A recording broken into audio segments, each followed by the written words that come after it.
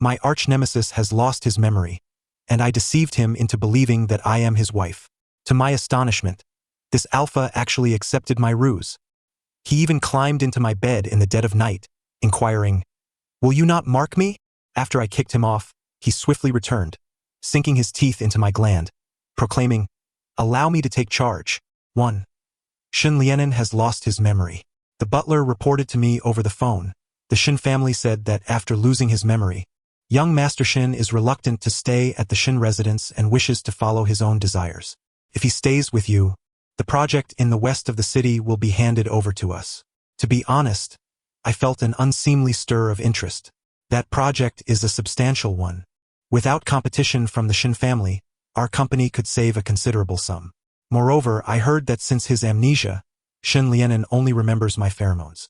At this juncture, if I do not take advantage of him, it would be a disservice to the rivalry we have maintained for years. However, upon arriving home, I was utterly taken aback. The once imperious Shin Lienen was now sitting neatly on the sofa, holding a newspaper, with a strawberry-flavored treat beside him, having already devoured most of it. Upon hearing my movements, he looked up, and the wariness in his eyes melted away in an instant, his tone light and cheerful. "You're back?" This demeanor, rather than indicating amnesia, was more akin to possession by some strange entity. Goosebumps prickled my arms as I approached him, intending to tease with remarks such as, "Why is the esteemed young Master Shin running to someone else's home? And didn't you say only childish fools like me would crave such sticky treats?" However, just as I drew near, Shin Lienen suddenly wrapped his arms around my leg, leaning in and murmuring, "I've been waiting for you." I was momentarily speechless. "Do you remember who I am?" Shin Lienen looked up, squinting at me, and honestly shook his head. "I don't remember." But he inhaled deeply. "You smell wonderful." What a ridiculous notion. I was overwhelmed by his pheromones. This was intimidation. Mind you, Shin Lienen and Alpha surprisingly failed to sense the provocation. Instead, he nuzzled my knee with a satisfied expression. "Indeed, this is the scent." Observing his behavior, I felt a sudden surge of mischief and, with my hand hanging down, I affectionately ruffled his hair, luring him with, "That's right, remember the scent. You are my wife." The moment the words left my mouth, I regretted them. Shin Lienen had lost his memory, not his intellect. How could an alpha possibly be a wife to another alpha? Yet, without batting an eye, he accepted, coming to a realization, "No wonder I only remember you and wish to stay here." He must have truly lost his wits. I settled him in the guest room on the second floor and then returned to my bedroom on the third floor to ponder. How could a perfectly rational alpha suddenly lose his sanity? Moreover, it left me feeling slightly unhinged. At the moment he nodded, I nearly kissed him. Although I managed to restrain myself, my hand still found its way to his lips, soft and seemingly inviting. It was only when Shin Lienen asked, "What are you doing?" that I snapped back to reality, hurriedly instructing the butler to take Shin Lienen to rest. After all, having an additional person living here could save a significant amount, and I could seize the opportunity to gather some leverage over Shin Lienen. It was a win-win. Having calculated the benefits, I drifted into a contented sleep, only to dream of my childhood. 2. The Shin family shares a long-standing friendship with the Su family. While Shin Lienen and I are not particularly close in our generation, we did play together as children. I was the beloved child king, adored by all. In contrast, Shin Lienen was different. His introverted nature left him without playmates. My father claimed this was due to Shin Lienen's intelligence, but I disagreed. He merely appeared to be a daft omega. It was evident he was ostracized. Fortunately, I was there, warm-hearted and eager to share any delightful treats or games with him. Over time, Shin Lienen began to trail behind me, sweetly calling me Brother Su Fong. My pride swelled as I felt I had rescued a fragile and lonely child, until I discovered Shin Lienen was an alpha. One time, he had a confrontation with someone, a ruffian who bullied others, relying on his alpha status. When he provoked Shin Lienen, he said nothing, merely released his pheromones, coldly observing as his adversary was subdued. I stood nearby, stunned, dropping the treat in my hand. The Shin Lienen before me was a far cry from the obedient child I knew. I felt disheartened for days but ultimately chose to feign ignorance. So what if he had two faces? As long as he remained my obedient younger brother, that was sufficient for me. However, when I joyfully approached him with my favorite strawberry treat, he met me with a cold expression, saying, Don't come looking for me. I'm very busy. His gaze was frigid, akin to how he regarded that ruffian. From that moment on, he no longer trailed behind me, and I never again heard him call me brother. Eventually, we drifted apart, each inheriting our respective family businesses. Shin Lianen became notorious for his ruthlessness, expanding the Shin family's empire within a mere 2 years. Our interactions dwindled to fierce competition over business dealings. Each encounter became a battle of wits and interests. Sometimes, I doubted whether those shared childhood days were merely figments of my imagination, replaying in my dreams. The reason for this was simple. Shin Lianen had firmly taken root in my heart. While the world described his sharp features as akin to blades and arrows, I perceived a spring-like tenderness within, capable of drowning anyone who gazed upon him. Thus, in our confrontations, I was perpetually the loser. Only in dreams could I hear him call me brother. Yet tonight was different. Perhaps the day's excitement had overwhelmed me, for I dreamt of him as he is now. His eternally frosty visage was softened with a gentle smile as he leaned close to my ear, whispering, "Brother Su Fong, I belong to you." I chuckled ruefully. "We are both alphas. What nonsense are you speaking? A dream that defied nature. A dream I wished to remain in. But ultimately I awoke. Not only that, but a familiar scent invaded my senses. My body reacted before my mind, first resisting, then succumbing to a familiar ache. It was the same eternal struggle of desire and restraint I had experienced countless times in dreams.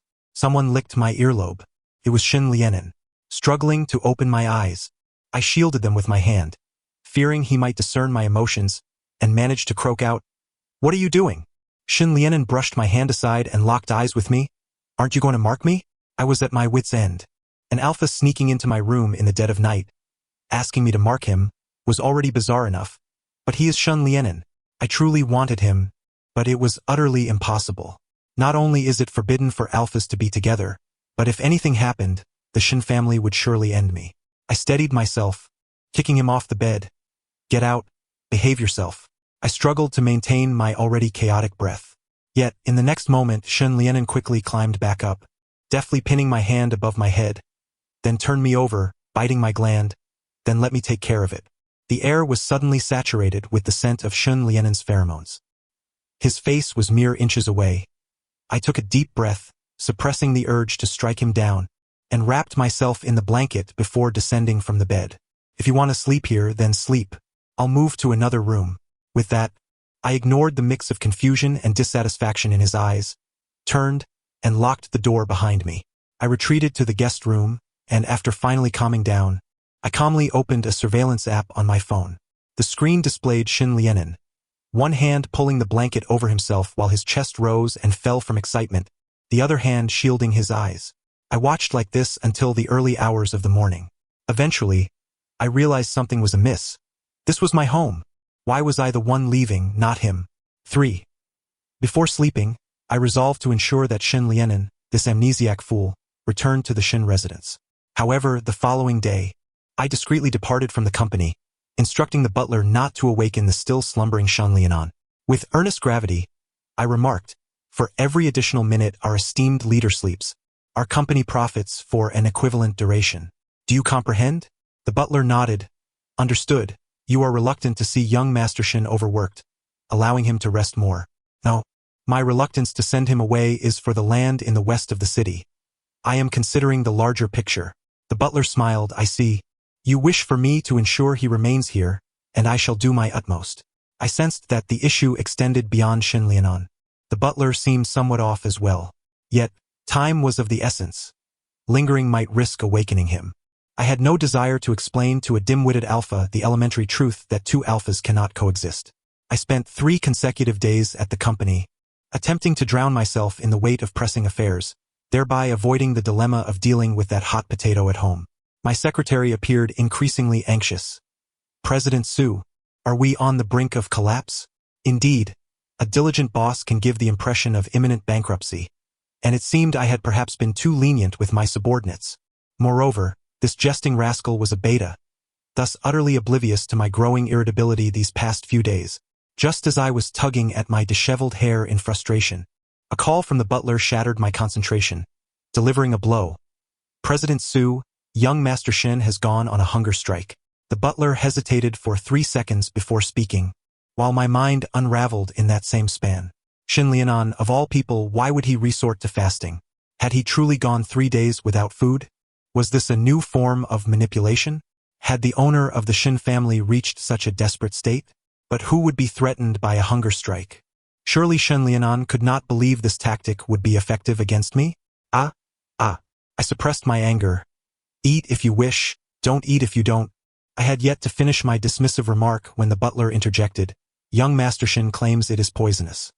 Who dares to poison Shin Lianon in my home? My temper flared, and I swiftly redirected my words. No one is to leave a step. I shall return immediately. I drove at breakneck speed, compressing the usual 40-minute journey into a mere 20. Had it not been for 2 red lights, I believed I could have arrived even sooner. My thoughts raced faster than my vehicle. What had happened to Shin Lianon? Was he genuinely poisoned? No, if he were poisoned, he should be seeking a doctor, not contacting me. Yet, if he were in a dire state, the Shin family would have already come to settle the matter. Surely, this must be some conspiracy against me. A business tactic. Truthfully, I suspected this was Shin Lianon's maneuver, albeit with unclear motives. Nonetheless, I was not inclined to grant him any semblance of goodwill, especially upon my return home, where I found Shin Lianon nestled on the sofa, sporting a disheveled appearance, crunching on potato chips, exuding an air of tranquil bliss. Was this what he deemed poisonous? Why hadn't it killed him?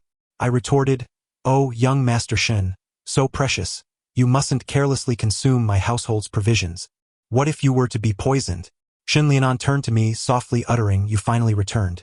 I resolved then to forgive him. Though Shin Lianon had employed the rather contemptible tactic of using his looks, I remained vigilant regarding the food safety of the Su household, consulting the butler to uncover the full story. Young Master Shin had been awaiting your return for dinner these past couple of days. I concealed this from him for 2 days, but today he refused to eat, claiming it was poisonous and insisting I contact you. It was indeed Shin Lianon's own doing. Nevertheless, I lifted my gaze and inquired, "What exactly did you conceal from me?" The butler's expression shifted slightly. Were you not evading young Master Shin, thus avoiding returning home? But rest assured, I informed him you were occupied with important matters. What transgressions had I committed to have everyone around me acting as though they were covert agents from the opposing camp? However, this was not the time to debate my avoidance of Shin Lianon, as he had unknowingly approached from behind, gently grasping my garment. "Brother Su Fong, did you not say I was your wife? Then why have you not returned home? Have we, perhaps, experienced a rift in our relationship?" I was astounded that such tender words could escape the lips of Shin Lianon, typically so resolute and commanding. Reflecting on previous online comments proclaiming, "Just one glance from Shin Lianon could leave me pregnant," or "To be marked by such an exceptional alpha is the dream of every little O," or "Shin Lianon is the epitome of an alpha. His latest magazine photos are so enchanting." And then, to gaze upon the soft figure before me.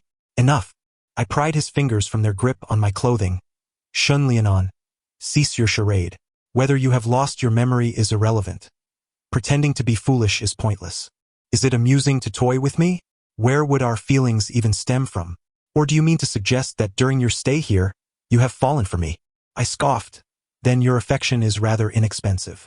After I pried his hand away, Shin Lianon's demeanor remained calm until my final remark, which caused his expression to plummet to an icy abyss. It appeared he had no intention of continuing the pretense, and such honesty would serve us both well. "Will you return on your own? Or shall I arrange for someone to escort you?" Shin Lianon fell silent, an oppressive quietude enveloping him, his gaze emanating emotions that threatened to consume me whole. I stepped back a few paces, leaving him with my concluding words, "This is where we part ways, President Shin."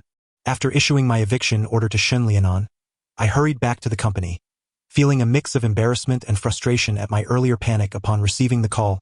Believing he was truly in peril, I could have easily throttled him and myself. However, it seemed my words had not been entirely in vain, for upon my arrival, I received news from the butler that Shin Lianon had indeed departed. A heavy stone lifted from my heart, yet I felt an inexplicable void. This sense of emptiness lingered even during my matchmaking session. Yes, even we alphas must partake in such encounters. The charming little O across from me hailed from a prominent family, sweet and gentle, traits that typically appeal to most alphas. Yet, as I gazed at him, I found my thoughts drifting to another face. A person filled with schemes, yet who had laid aside all pretense, or perhaps was merely acting, presenting a facade of gentleness while quietly munching on potato chips in the very spot I often occupied, exuding an air of innocence as if always trailing behind me. I couldn't help but chuckle, prompting the little Song Ching, to inquire, "President Su, have you recalled something amusing?" It dawned on me how terribly rude it was to be reminded of Shun Lianon at such a moment. I felt somewhat unwell. Just as I was about to conjure some excuse, my peripheral vision caught sight of a familiar figure. In the next moment, Shun Lianon strode over, casually resting a hand on my shoulder. "Oh, darling, are you on a blind date?" Darling, indeed. No one could fail to recognize Shun Lianon. As soon as he appeared, Song Ching's eyes lit up. What a coincidence. President Shun is here too. Indeed. How remarkably coincidental. This must be a conspiracy. Frowning, I was about to tell Shun Lianon to leave when I felt the pressure on my shoulder intensify. His smile taking on a sinister quality, not so coincidental. "I specifically came to find you." He then turned to me, tilting his head. "President Su, when shall we discuss our urgent matter?" I could not recall any pressing issue we needed to address. Lowering my voice, I hissed, "Shun Lianon, do not overstep. Leave." But it was too late. Song Ching, ever considerate, had already risen to bid farewell. Although I harbored no intentions of entering into a marriage alliance, I had come to make a friend and keep things light. Yet being interrupted by Shun Lianon was exceedingly vexing, leaving me unable to muster a pleasant demeanor towards him. However, Shun Lian seemed utterly oblivious to my discontent, following closely behind me, exclaiming, "Why are you walking so fast, Brother Sufong? Am I going to eat you? Are you really angry? Should I go fetch the person back for you? Or should I just take their place? What do you think, Brother Sufang?" Unable to endure it any longer, I turned around to interrupt him. "Don't call me that." Shun Lian blinked innocently. "What's wrong with that? Didn't I used to call you that? That was then. And this is now. It's not allowed anymore. Back then, he was my adorable neighbor's younger brother.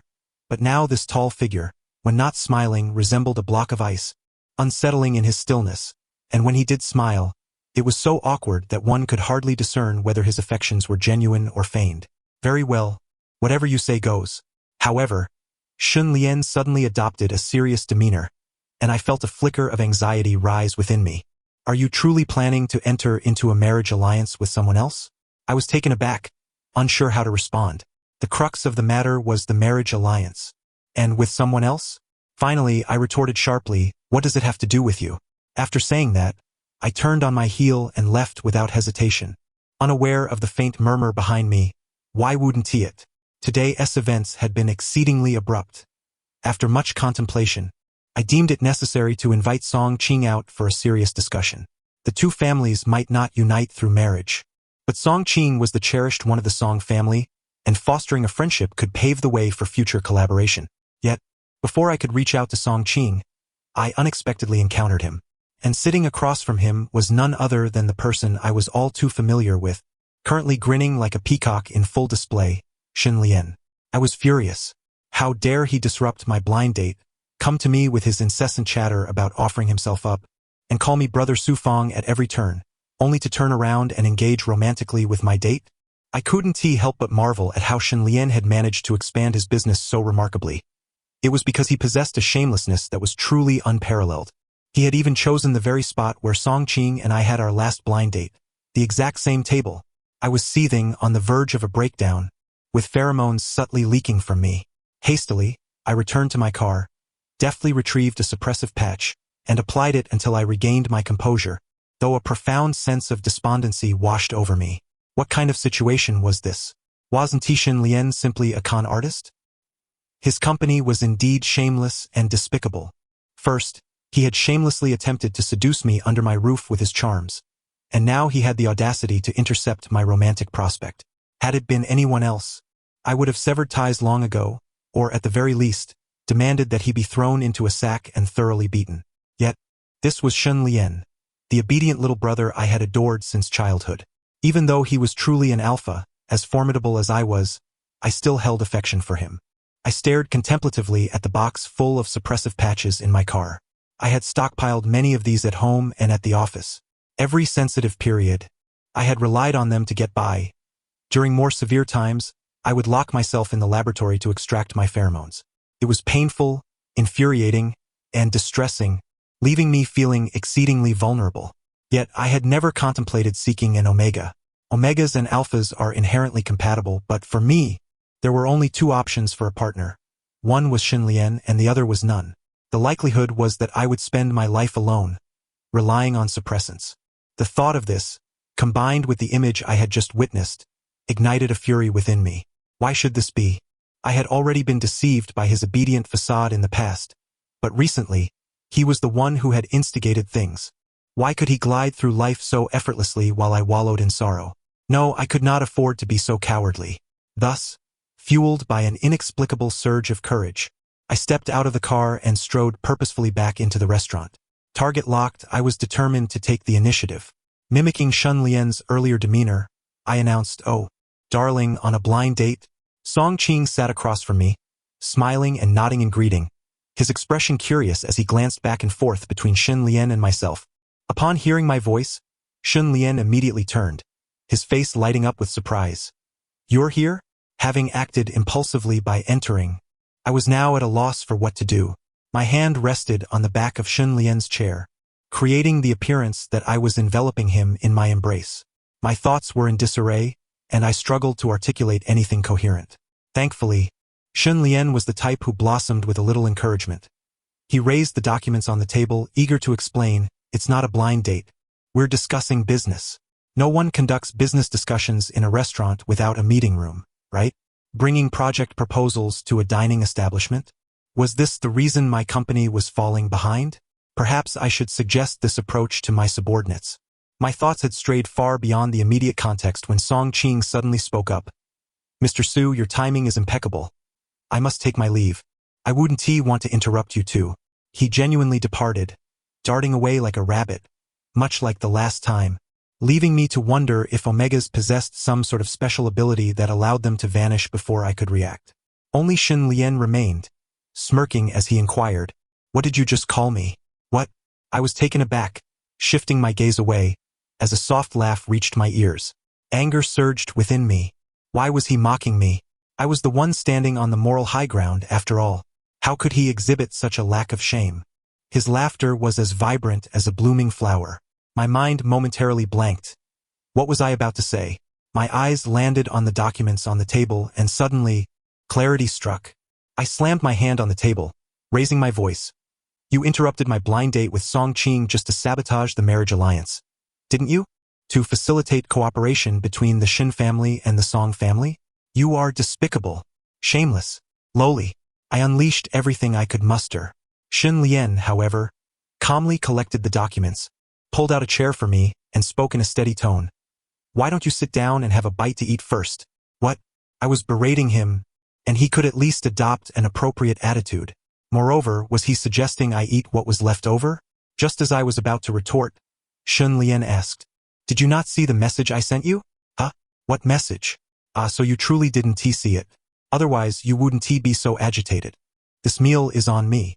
Song Qing just happened to come here on a whim to save time, and he ordered some of the dishes you had chosen last time. They just arrived, untouched. Why don't you have a few bites before you start berating me again?" Was it really so? I glanced at the dishes on the table, and indeed many were ones I had ordered previously. My anger dissipated considerably.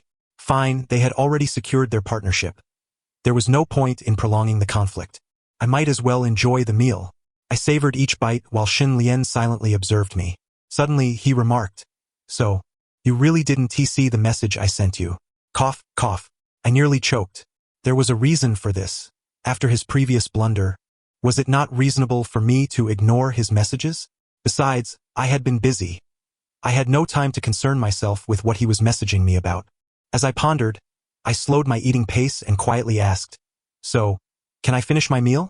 Xinlian chuckled, tossing out a parting remark. "Well then, Mr. Su, please take your time. I shall excuse myself." With that, he rose to leave. I reached out but grasped nothing. Watching his retreating figure, I found myself unable to utter a single word to bid him not to go. I knew that if I spoke, Xinlian would halt and turn back. But what would I say? How would I justify keeping him here?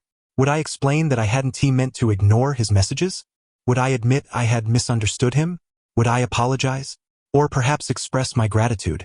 However, the relationship between Xinlian and me can only reach this point. I do not wish to retreat, yet there is no way to advance. Am I unable to perceive his feelings? No. From the very first day he moved into my home, I recognized that he was merely putting on a facade. Xinlian's emotions are all too transparent. His eyes never lie. Even when he coldly sent me away from his house, I could clearly see the panic lurking beneath the surface. I understand him. Within a large family, there are always numerous struggles, and the first lesson an heir must learn is to possess no vulnerabilities. My family is an exception. I am the sole child. Thus, after I assumed my position, I took pleasure in facilitating Xinlian's career, generally refraining from competing with him unless absolutely necessary after eliminating other rivals. Each contest appeared to the outside world to be rife with intrigue, yet for me, it was merely a source of amusement. There is a saying, isn't there? Money cannot buy my happiness. After a failed project, I distributed substantial bonuses to all participants, and they praised my vision. In truth, I was simply delighted. I willingly accepted defeat to Xinlian. Yet, my relationship with Xinlian can only proceed this far. The dish is delectable, yet as I savor it, I find myself unwilling to partake again. As I exited the restaurant, I pondered that I might never return here again. Xinlian likely will not seek me out either. After a period of tranquility, returning home, I felt an inexplicable void. Wasn't there someone who should be sitting on the sofa? I stared vacantly at that spot, and the butler, with a sigh, remarked, "Ah, if only young Master Xin were here." I responded, "If I recall correctly, I am the one who pays your salary, right? Has Xinlian secretly slipped you some money?" Stubbornly, I stated, "What need is there for him to be here? I dislike this sofa. Let us dispose of it." The butler nodded. "Very well. Shall I replace the bed in your room as well?" "Never mind, let it stay. It's quite aesthetically pleasing. I simply did not wish to waste it, nothing more." The butler, understanding, nodded. "Understood. So, will you attend the gathering? I've heard young Master Xin will also be present." I certainly could not miss a business-related social gathering. Yet why did the butler specifically mention Xinlian? It made it seem as though I was attending solely because of him. Had I known, I would have refrained from going. I assumed that amidst the multitude, I would merely exchange a glance with Xinlian and move on. But why did he persistently hover near me without speaking, prompting others to inquire, "Does President Su have something to discuss with President Xin? Then I shall not intrude." After witnessing others drift away for the nth time, I could no longer contain myself and pulled Xinlian into a corner, asking sharply, "What exactly are you trying to achieve? Wasn't your departure quite decisive that day? What does your following me today signify?" During our period of silence, I had assumed Xinlian had moved on, that everything could revert to how it once was. Yet, upon our reunion he behaved as he did, and Xinlian's intentions are truly inscrutable. My tone must have been somewhat harsh, as he suddenly lowered his head, appearing like a child who had been wronged. "You're the one who ignored my messages and scolded me without distinguishing right from wrong. You haven't sent me a single word in all these days. Are you still angry with me? I apologize." Sufang.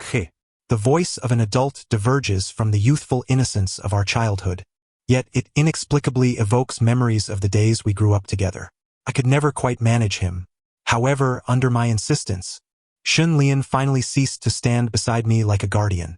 After satisfactorily concluding business with his intended partner, I wandered around with a wine glass in hand, feeling quite at ease. Simultaneously, my gaze instinctively searched for a familiar figure. Yet after a thorough search, I found no sign of Xinlian. Instead, I encountered someone flustered. I recognized him. He was Xinlian's secretary. Observing his hurried direction and anxious expression, could it be that something had happened to Xinlian? Before I could fully grasp the situation, my feet had already moved towards that direction. I promptly took out my phone to call Xinlian. It connected, but no one answered. I called again, only to have it swiftly hung up. I was incensed. What kind of attitude was this? If I catch him, I'll undoubtedly give him a piece of my mind. I found him. Yet, it would have been better had I not, for Xinlian's sensitivity phase had arrived prematurely. Someone had drugged his drink, causing his pheromones to spiral out of control. Upon realizing the unusual state of his body, Xinlian quickly retreated to a room prepared for guests. The room had been equipped with countermeasures to prevent pheromones from escaping and disturbing others during moments of revelry. Shunlian's secretary attempted to deliver suppressants to him, but as an Omega, he was unsuitable to enter and assess Shunlian's condition. I intercepted him at the door, saying, "I'll deliver it." The Omega hesitated, "But President Su, you are also an Alpha. Perhaps it would be better to find a Beta." This incident occurred so suddenly that I didn't consider it's all right. I can handle it. I nearly snatched the suppressants from his hand and pushed the door open, casually instructing, "Guard the door and ensure no unrelated individuals enter. Also, don't forget to call for a stretcher in case I get beaten to death." Such a scenario wasn't entirely out of the question. An Alpha in their sensitivity phase could intensely crave Omega pheromones while developing hostility towards other Alphas. In severe cases, two Alphas might engage in a brawl, akin to beasts fighting to the death in an arena. Entering the domain of another Alpha in their sensitivity phase is extremely perilous. Yet, I could not bear to remain ignorant of Shunlian's condition. Tonight, he had been drugged, and it was likely someone sought to exploit him. Soon, an Omega might be delivered to him, and if he lost control and marked them, headlines would surely follow. While a confrontation between us would also make headlines, it would be preferable to falling prey to scandalous rumors. In the eyes of the public, we were already at odds. A fight would seem entirely normal. However, upon seeing Shunlian, bare-chested and exuding a mix of restraint and fury, my heart raced. The pheromones within the room were overwhelmingly potent. Our innate repulsion nearly caused my own pheromones to spiral out of control, but fortunately, I retained my composure and tossed the suppressants to him, instructing, "Apply it yourself." Shunlian paused for a moment, coldly stating, "Get out. If leaving is what he desires, then I shall depart." After all, I was merely delivering a suppressor to prevent him from opening the door and allowing pheromones to escape and affect others. I turned to exit, and just as I took 2 steps, a gust of wind swept past me, and I found myself caught in an embrace. To call it an embrace seemed too gentle. It felt almost like a confinement. Shunlian tightened his grip, holding me so firmly that breathing became a challenge. At the same time, instinctively, my pheromones surged forth, intertwining with his in a chaotic dance throughout the room. "Are you truly going to leave?" Shunlian's voice was somewhat hoarse, tinged with an undertone of grievance and sadness. "Release me, Shunlian. I do not wish to contend with you. It's too late." Suddenly, Shunlian kissed me, mumbling, "The suppressants are ineffective. You are far more potent." "Potent, my foot. I am not an Omega. Get away. I'll fetch an Omega for you. Let him mark an Omega if he wishes. Afterward, I would help suppress the news." I increasingly felt foolish. Why should I be concerned about him? He currently holds significant power within the Shin family and can surely manage such trivial matters. I realized that I was becoming more irritable and agitated due to the conflicting pheromones. However, Shunlian's hand straightened my body, bringing our faces mere inches apart. His eyes were bloodshot, his voice tinged with a metallic tang, as he declared, "I do not desire an Omega. I only want you. Trust me. I assure you that I will not harm you." What assurance can be given? Does merely stating that one will not inflict harm guarantee safety? I could perceive that Shunlian was barely clinging to the last vestiges of his rationality when he uttered those words. Yet the thought of him truly losing control was a terrifying prospect. Yet, in a voice that bordered on pleading, he called out, "Sufong Gij, I implore you. One day, I shall compel him to abandon that term of endearment. I am utterly defenseless against it." When I awoke once more, I found myself lying in bed, silently contemplating the ceiling. Oh heavens, I am aware that when Alphas engage in conflict, they risk losing their very essence. It is painful yet exhilarating. Yet, I was unaware that the same could be true for this. The heavy breaths that echoed in the darkness, each one reverberating through my mind, forcibly suppressing the violent instincts that arose from our inherent discord, as I exerted all my strength to bestow a tender kiss upon him. In response, he mirrored my affection. As we fell into a rhythm, a mere glance sufficed to convey our thoughts. The pheromones clamoring for discord only served to draw us closer, erasing all remnants of space between us. Innately incompatible, yet we insisted upon forcing our connection. My arms, chest, and legs bore the marks of our encounters. It was painful, yet when compared to the solitude of being confined in a laboratory, it was 100-fold more invigorating. Eventually, utterly spent, I collapsed onto the bed, surveying the chaos around me, unable to suppress my words. You have gone too far. Shen Lian responded, What? You did not enjoy it? He leaned in again, gently licking the nape of my neck. Shall we go again?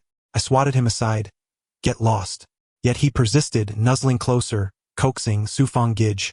Let me try once more. What if I can mark you?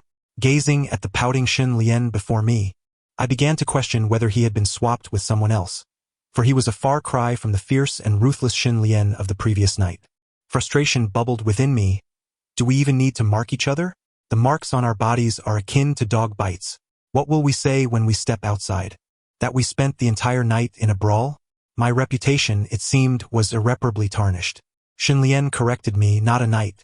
I blinked in confusion. He smiled and clarified, Brother, it has been 3 days. Apologies. I had lost track of time due to the overwhelming pleasure. Wait, 3 days? But I had merely taken a nap. How infuriating. I surrendered, burying my head under a pillow. It was too late to change anything, so I might as well sleep. Shen Lian had finally learned to be considerate. He merely held me close without further advances. The pheromone levels in the air were kept at a tolerable concentration, preventing any discomfort. To be honest, as time passed, I found the scent less offensive and oddly comforting. I drifted into a deep slumber, vaguely hearing him murmur, I told you I can control myself. How could I ever bring myself to harm you? After all these experiments, this time you are finally by my side. What was he rambling about? I had no desire to listen. Sleep was paramount. Once I had rested sufficiently, I finally had the energy to address the aftermath. Having vanished for nearly 4 days, I deemed it prudent to assure the outside world that I had not been killed by Shen Lian. However, it seemed that no one was particularly surprised. Upon inquiry, I discovered that Shen Lian had already dispatched his secretary to handle these matters. His secretary winked at me and, when Shen Lian was absent, confided, Su Zong, the doctor arrived that day, but Shen Zong did not allow anyone in. No wonder I had heard Shen Lian speaking to someone outside the door, but at that moment, I had lost all rationality, competing with him to see who could bite harder. The overwhelming scent of blood had become the most potent aphrodisiac. In hindsight, it had been exhilarating. However, what were these experiments Shen Lian referred to? I suddenly felt a surge of curiosity. Could it be that he, like me, was extracting pheromones in the lab during his sensitive periods? When I asked, he refused to divulge. No matter, I would bribe his secretary. Initially, the little Omega was reluctant to speak, but when I gestured to the bite marks on my neck, I said, Are you sure you won't tell me? Your boss has a responsibility towards me, you know. I admit I resorted to a bit of manipulation. It was shameless, yet remarkably effective. Then, I learned something that pierced my heart. During each of his sensitive periods, Shen Lian would isolate himself in the laboratory, which was filled with pheromones strikingly similar to mine, and his task was to control himself in such an environment. Should he exhibit any signs of losing control, he would be subjected to electric shocks. Over time, he had trained himself to restrain his impulses under these conditions. No wonder that night, even when I lost control and knocked him to the ground, he merely held me tightly, kissing me gently and repeatedly calling my name. Shen Lian is truly a madman. His secretary lamented, Su Zong. Shen Zong has truly had a difficult time. Years ago, someone even attempted to poison him. Yet, throughout these years, Shen Zong has worked tirelessly to free himself from the constraints of others. The last time he feigned amnesia to find you, it was to pursue you. The secretary divulged all the secrets in a single breath. I endeavored to maintain my composure. Oh, so you acknowledge that he was pretending last time, do you?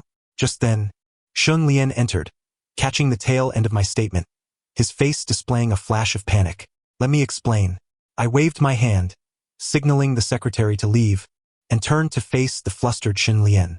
He appeared conflicted, but ultimately, in a resigned tone, he confessed, All right, I was pretending.